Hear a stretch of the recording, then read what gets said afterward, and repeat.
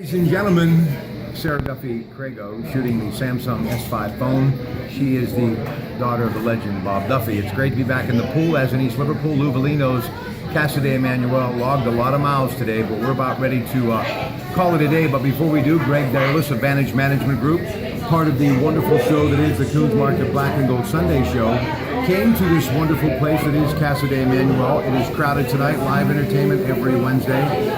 A cold Miller Lite would go good right now, but we always remind you, no matter where you're at, never drink and drive. NFL draft is where we begin. Let's take a look at the quarterbacks. And let's start off with Dak Prescott of Mississippi State. Let's go to the top 5 quarterbacks in the draft. Go ahead. I'm a big fan of Dak Prescott. A player who had one of those off-field issues come up to him this year. You know, had to do the old apology that everybody issues, and I'll never do it again type thing. But as an on-field player, a kid who shows a lot of mobility, kind of in that Cam Newton, Colin Kaepernick type style player, big, strong arm player, able to have good mobility. Probably not your top pick of a quarterback, but a kid who's going to be around the league a long time. Number 4 on the hit list is Connor Cook out of Michigan State. People think that he's the most NFL ready of the quarterbacks. Big kid, 6'4.5", 6'5", 220 pounds, strong arm, but not unbelievably strong arm, not great mobility, more of a pure pocket passer, NFL style type quarterback. All right, out of the home of Elvis Presley, Memphis, he is Paxton Lynch. That's a player who's kind of come onto the scene, and a lot of people have talked about his workout that he recently had in a very windy condition and was able to spin the ball very well, throw the ball, cutting through the wind, and making himself one of those guys who could be in that premier group of players. Probably not a first-round pick, but a high draft pick. Jared Goff out of Cal. That's the guy that everybody loves, but it's weird having that East Coast bias that we sometimes have. We haven't really seen the kid play, and quite honestly, I don't know that I've seen a full game out of him, but with all of the film and the research and all of the hot name type guys that he can be, he's going to be among that top group of guys that are selected. The legend has just entered the building, Bob Duffy. We move on. Carson Wentz out of North Dakota State. Can he play on Sunday? That's what scares me. I'm never a fan of that guy coming out of some program that nobody has seen, and he's not played against top talent. The speed of the guys in the NFL that he has to fit these balls through windows, where he used to be able to see the window and it would remain open. You don't have those windows anymore in the NFL. I'm not a fan of a guy coming from a small school like that as a high pick, but a lot of people think he could be the first or second overall draft pick. Now, just because we never play favorites, last week when we were at Tommy Yankello's World Class Boxing, we talked about Mel Kiper Jr. We'll talk now about Todd McShay. ESPN will do the top 5 as far as what he sees. Let's take a look at Jacksonville and Miles Jack, ladies and gentlemen, a linebacker out of UCLA. This is a kid who's a really good football player. Got some local ties to a coach there, Adrian Clem, a guy that we represented when he played way back in the early 2000s as their offensive line coach and recruiting coordinator, and says great things about Miles Jack. This kid a little bit undersized is the only thing that you would have as a negative for him at a linebacker at the next level. But boy, he would be a nice fit with Paul Posluszny. Now, Dallas, McShay sees Jared Goff out of Cal maybe going there and maybe kind of learn under the wing of Tony Romo. It would be the type of Aaron Rodgers type thing where you had a guy who really wasn't done yet, which the Packers had with Brett Favre, and have enough time to kind of groom this kid. Could be a good pick, but don't we all think that Dallas needs a little bit more help than a guy that they're going to not even get into a lineup for 2 or 3 years? All right, defensive tackle out of Oregon, Todd McShay sees San Diego taking at number 3, DeForest Buckner. You know, Oregon, what a great team they have become, a fantastic program, all kinds of speed. That's what they're built on, and that's what a lot of the NFL people have come to like about this particular player is his athletic ability. That would be a real nice fit up there. And a lot of people, even me, but I still think it may not happen because of RG3 being there, but Carson Wentz goes to Cleveland at number 2, according to Todd McShay. Yeah, we talked about this on Sunday. I think that after the RG3 signing happened, I think Todd needs to reshuffle his board a little bit. You're probably going to see Cleveland getting out of that spot. They need more athletes. That's not going to be a Cleveland Brown pick there. Lamari Tunzel, the offensive tackle out of Ole Miss, Tennessee, number 1. What a big hoss this guy is. I mean, you talk about space heaters. He's going to cause guys to not get sacks just because it's going to take him a while to run around him. He's that big, that strong, a really good prospect. And it's unreal that your first offensive line type prospect is that far down in the draft. Usually they're number 1 pick. All right, we do know the Steelers have had visits on the south side. Carl Joseph, who blew out his ACL, but at that time was really considered one of the top defensive backs around out of West Virginia. Also, Robert McMeechie, also from Ole Miss, has been there. Pharaoh Cooper has been there. Sean Davis, Maryland defensive back. Justin Simmons, a safety out of Boston College. Daddio Nichols, he too has visited. He is from the Virginia Tech, and he's a defensive end. And Cypress Jones out of Alabama, a quarterback, and Ken Crawley out of Colorado, a cornerback. They've all been to the south side. They have been. And the guy that I like the most is that Robert Kendiche from Mississippi, who is a kid who fell out of a window. Robbie fell reportedly 40 feet, fell, bounced up, and went back in. Never even went to the hospital that night. Just one tough dude. That's the guy. If I'm picking for the Steelers, that's the guy I'm going after. All right, here's who he has the Steelers taking in the first 3 rounds. He's got William Jackson III, our buddy Elias McMillan talked about him on Sunday, out of Houston. Darian Jackson out of Georgia Tech, a safety, 2nd round, and Adam Godas at Georgia Tech. Also, he is a defensive end. So how do you like that?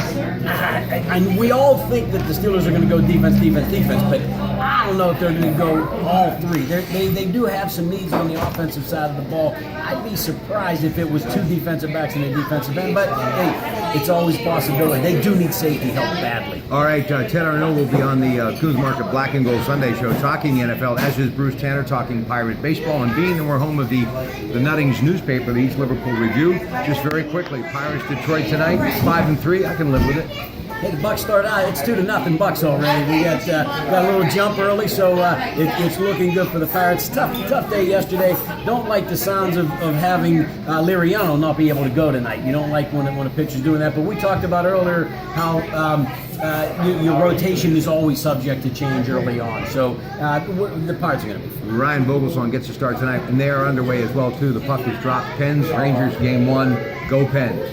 It's baseball season. Rob, what are you worried about this? No, I'm just kidding. I took care of them earlier. Let's go Pens. You do love the Penguins, and most people are looking for it, and a lot of people are talking about the Penguins having a good chance to win the Stanley Cup, which, obviously a great thing for the businesses and in our community. It's a great thing. As you can see, a capacity crowd here tonight at Casa de Emmanuel, Lou Bellino's amazing establishment. One more thing before we go with the Blue Gold game, but you could be talking about Notre Dame in this town because it is the home of Lou Holtz, the Lou Holtz Museum. But we're talking about the Pitt Panthers, the gold team, named after the great former quarterback Matt Cavanaugh. Chris Blewett, 87 points last year, 15 of 23 field goals. He's on that team. Kid you gotta love. That place kicker who's come a long way, having missed a field goal early on in his career, and your heart just bleeds for a kid like that. He stays with it. He's a model citizen. I like that kid. I really hope that he gets to the point where he can get one shot at the NFL after this season. John Guy, offensive tackle. Big old hoss. They're going to rely on him. Because they need some help on that offensive line in order to make them go. They always have running backs that they can fill in, but big guy there that could come in and step up to make himself a presence. Another big guy, Dorian Johnson, O-line. Yeah, a former defensive lineman, switched him over to offensive line. NFL people love guys that do that play offensive line with a defensive lineman mentality. Could be a real good addition on the offensive side. Tight end Jamar Parrish, part of the gold team. It's Hinesville this weekend, the Blue Gold game for Pitt. Having lost J.P. Holtz, a big guy who's likely a client of ours who's make a step into the NFL, they need to have somebody step in there. They do have Scott Orndorff, St. LaSalle kid, out as one part of the tight end, but another addition right there. Speaking of clients, Beaver local grad who is eaten here, and he is much loved in this community. Derek Wolf recently signed how many dollars involved? $37 million and change, a little bit, a nice little shot in the pocket there. That's Vantage Management Group. That's who they handle, and that's who's buying dinner tonight. Okay, we move on. Up next, Nate Peterman, the quarterback and this is going to be his year, hopefully. It is. It's a time for him to take that next step forward. If he wants to play in the National Football League, it's time for him to move up into that next level, and he has a chance to do that. Terrish Webb, defensive back, gold team. That's where the Panthers struggled last year. Their defensive backfield was not real solid. They need to have guys like him, Ryan Lewis step up and have a big season. So a couple of Woodland Hills guys in that mix also. Ryan Lewis is a part of the blue team that is named after the great Hall of Famer Anthony Dorsett, pride of Hopewell, Aliquippa. We'll talk about Ryan Lewis. Ryan Lewis, actually the nephew of former Pitt great and first-round draft pick Timmy Lewis.